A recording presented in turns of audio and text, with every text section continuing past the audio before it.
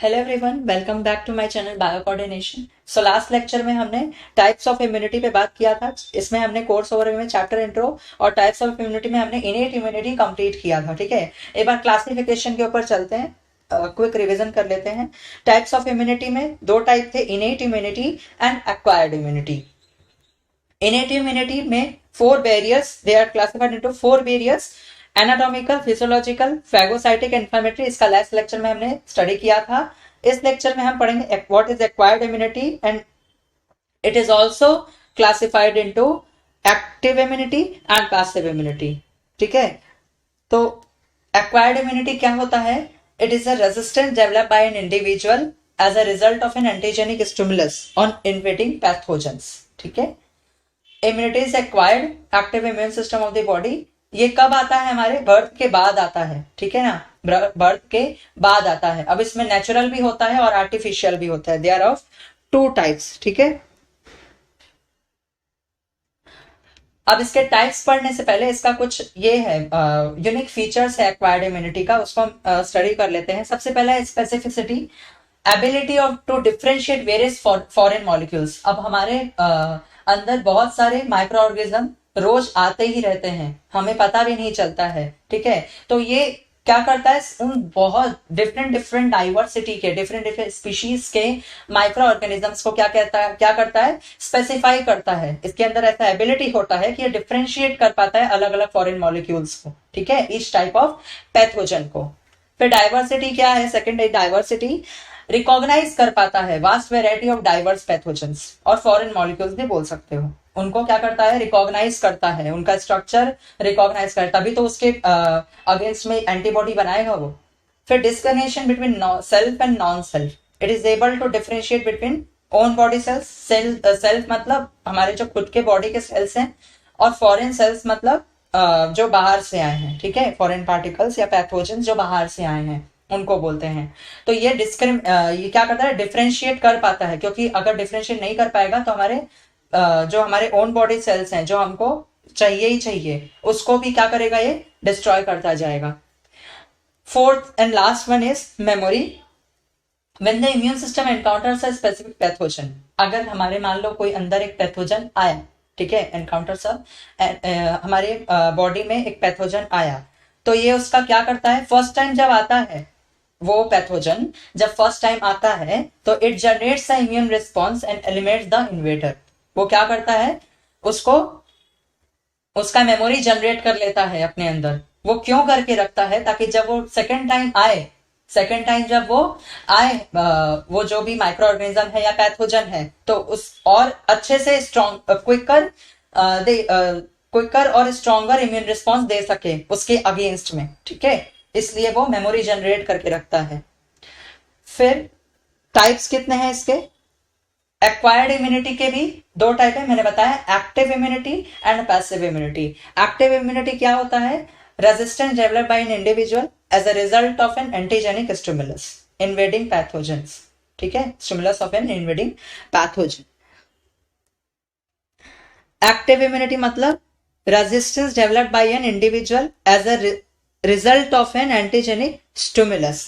हमारे अंदर कोई एंटीजन आया, उसके अगेंस्ट में जो क्या रेजिस्टेंस डेवलप करता है, जो एंटीबॉडी डेवलप करता है, वो उसको क्या कहते हैं, एक्टिव इम्यूनिटी कहते हैं। ठीक है, और इसको और एक नाम दिया गया है एडेप्टिव इम्यूनिटी या स्पेसिफिक इम्यूनिटी भी बोल सकते हो। अब ये भी दो टाइप का होता है, एक होता है नेचुरल और एक होता है आर्टिफिशियल। नेचुरल क्या होता है? Immunity acquired due to infection is called a natural immunity. ठीक है, नेचुरल एक्वायर्ड एक्टिव इम्यूनिटी बोलते हैं इसको। ठीक है, जो इन्फेक्शन से कॉज हो उसको क्या बोलते हैं, नेचुरल एक्वायर्ड एक्टिव इम्यूनिटी। जैसे मीजल्स का एग्जांपल ले लो। ठीक है, अ पर्सन, ये एनसीईआरटी में भी एग्जांपल दिया है, person who is recovered from an attack of measles which they develops, उसका जो इम्यून सिस्टम है वो क्या develops, natural acquired active immunity against measle for the life time. Life time, एक बार आपको मिजल हुआ दोबारा नहीं होगा। क्यों? क्योंकि वो हमने पढ़ा उसके यूनिक फीचर्स में कि वो क्या करता है, मेमोरी बना के रखता है उसका, ताकि वो quicker and stronger immune response दे सके उसके अगेंस्ट में। Next is artificial acquired active immunity. What is this?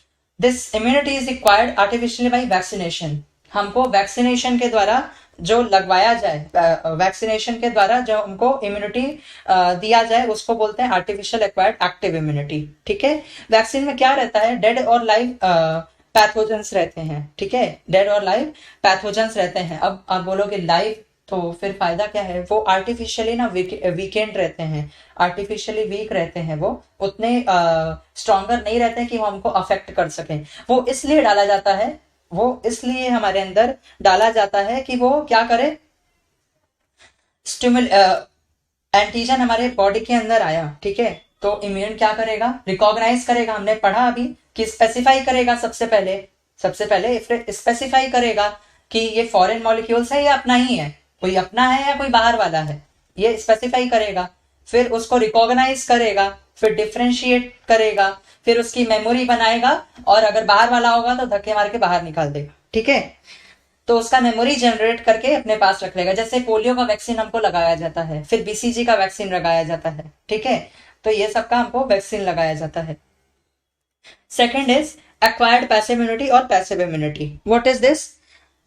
This immunity is acquired when ready-made antibodies are received by the body। जब बाहर से रेडीमेड एंटीबॉडी हमको रिसीव कराया जा रहा है, तो this is called passive immunity. ठीक है, जो हम खुद नहीं बना सकते, हम खुद नहीं बना सकते हैं, उसको बोलते हैं पैसिव इम्यूनिटी। अब ये भी दो टाइप का होता है, एक तो नेचुरल और एक होता है artificial. What is natural? Before birth, यहां देखो एक एग्जांपल दिया गया है, एक second, natural and artificial. Before birth क्या होता है ना, हमारी मदर का जो एंटीबॉडी होता है, वो ट्रांसफर होता है फीटस तक। मदर का एंटीबॉडी ट्रांसफर होता है फीटस तक, कैसे? Through a placenta. ठीक है, through a placenta. After birth antibodies are transfer from mother to infant. अंदर तो ट्रांसफर हुआ ही, बाहर जब हम आए तो बाहर जब इन्फेंट आया तो उसने क्या किया, मदर का मिल्क पिया, तो उस फर्स्ट मिल्क को क्या बोलते हैं? This is called colostrum. ठीक है, उसमें क्या होता है, एंटीबॉडी होता है, कौन सा? IgA। आगे हम टाइप्स पढ़ेंगे एंटीबॉडी के, स्ट्रक्चर ऑफ एंटीबॉडी में जब हम टाइप्स पढ़ेंगे ना, तब उसमें देखेंगे IgA। What is IgA? The antibodies received by the child from mother remain in the body short time। वो शॉर्ट टाइम के लिए रहता है उसके अंदर। क्यों रहता है? क्योंकि ताकि कुछ पैथोजेंस जो हैं उनसे लड़ने का लिटिल अमाउंट ऑफ पावर उसको प्रोवाइड करे। Therefore natural acquired passive immunity is short lived, they are short lived। artificial क्या होता है? This immunity is developed by injecting previously prepared antibodies। पहले से प्रिपेयर करके जो रखा जाए। ठीक है, बोला ना रेडीमेड एंटीबॉडी, एक सेकेंड, रेडीमेड एंटीबॉडी बाहर से इंजेक्ट किया जाता है। तो आर्टिफिशियल में क्या किया जाता है?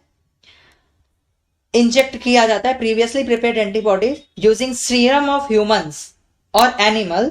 For example, antibodies obtain from hyper immunized horses are injected to humans against rabies pathogen. It is short life, it is also short life. ठीक है, सो हमारा यहाँ पे एक्वायर्ड इम्यूनिटी भी कंप्लीट हुआ। नेक्स्ट लेक्चर में हम क्या करेंगे, टाइप्स ऑफ इम्यून सेल्स पे बात करेंगे। उसमें लिम्फोसाइट्स है, फिर टी लिम्फोसाइट, बी लिम्फोसाइट, बहुत सारे टाइप्स भी हैं उसमें।